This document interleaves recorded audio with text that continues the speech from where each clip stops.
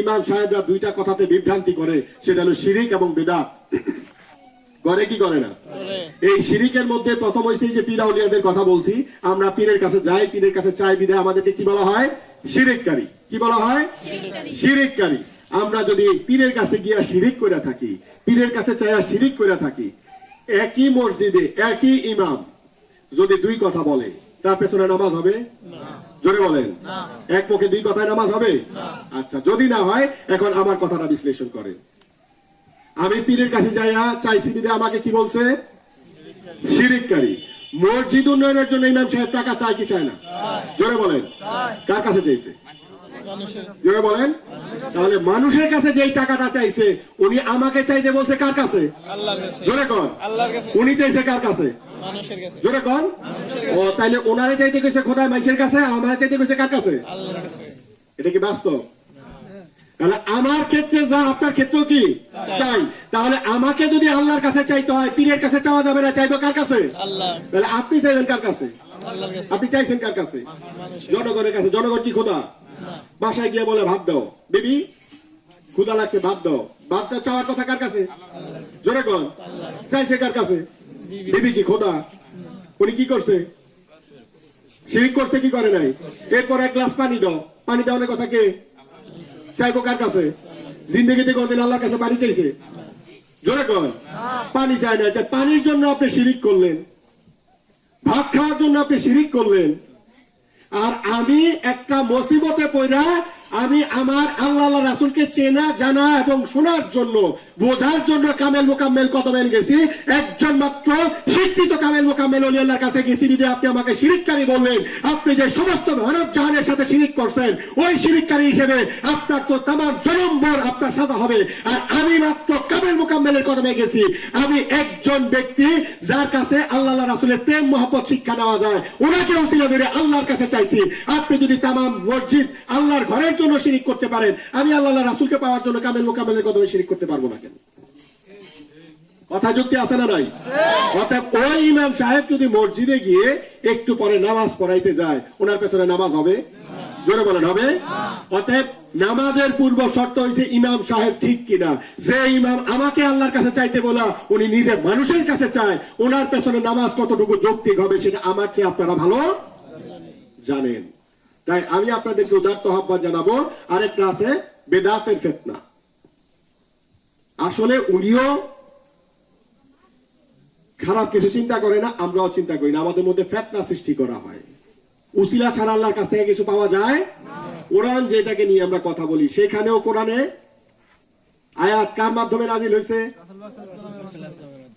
রাসূল কারীম সাল্লাল্লাহু আলাইহি ওয়াসাল্লামের কাছে কার মাধ্যমে আসে? এখানে উসিলা আছে না নাই? আল্লাহ পাক তো সরাসরি যদি বলতেন, হে বন্ধু আপনি পড়েন ইকরা বিইসমি রাব্বিকাল্লাযী খালাক, পারতেন কি পারতেন না? সেখানে কি সরাসরি আল্লাহ পাক করছেন সেটা? একবারও হইছে? উসিলা আছে না নাই? তার মানে কোরআনে উসিলা আছে। এবার আসেন নামাজে। এই দুইটাই তো সবচেয়ে বেশি প্রাধান্য পায় নাকি? নামাজ কোত্থেকে আসছে? মেরাজ থেকে। তাহলে মেরাজে উসিলা আছে না নাই? মেরাজ ছাড়া নামাজ আসতো? মেরাজটা কিভাবে হয়েছে? সেখানে বোরাক আছে না নাই? রব রব আছে না নাই? আল্লাহ যদি বলতেন হে বন্ধু আপনি আসেন, মুহূর্তের মধ্যে আল্লাহ পাক নিতে পারতেন কি পারতেন না? মাঝখানে বোরাক রব রবের দরকার হইতো? হয়েছে না হয় নাই? ওইখানে কথোপকথনের মধ্যে আল্লাহ রাসূলের মধ্যে রাজি খুশির মধ্যে এই যে নামাজ আসছে, তার মানে এখানে রাজি খুশির বিষয় আছে এবং বান্দা আল্লাহকে দেখার বিষয় আছে না নাই? তাহলে এই যে উসিলাগুলি, এই উসিলা কোনটা অস্বীকার করা যাবে? অতএব আমরা আল্লাহ রাসূলকে রাজি খুশি করা এবং আমাদের মনোবাঞ্ছনা পূর্ণের জন্য আমাদের বিভিন্ন নালিশ থাকে, ওইটা আমরা ওলি আল্লাহদেরকে উসিলা করি। কেন করি? আমার চোখ অপবিত্র, আমার নাক অপবিত্র, আমার চাহনি অপবিত্র, আমার জবান অপবিত্র। আমরা একজন পুত পবিত্র ব্যক্তির মাধ্যমে আল্লাহর কাছে চাই, আল্লাহ পাক যেন ওই পুত পবিত্র ব্যক্তির উসিলে আমাদেরকে কবুল করেন, আমাদেরকে আল্লাহ পাক দয়া করে আমাদের সমস্ত বিপদ আপদ থেকে উদ্ধার করেন। এই উসিলা উনিও ধরেন, উসিলা আমিও ধরি, কিন্তু এই উসিলাকে ওনারা অস্বীকার করে শুধুমাত্র আমাদের উপর চাপায় দেয়, কিন্তু ওনাদের ক্ষেত্রে উসিলা পরিপূর্ণ জায়েজ থাকে, যেটা কখনো হইতে পারে না। এই সমস্ত মুফতি মুহাদ্দিস ইমাম যারা আছেন তাদেরকে একবার প্রশ্ন করবে যে মুফতি সাহেব আপনি কি করছেন? এরপর আসেন বিদআতের কথা।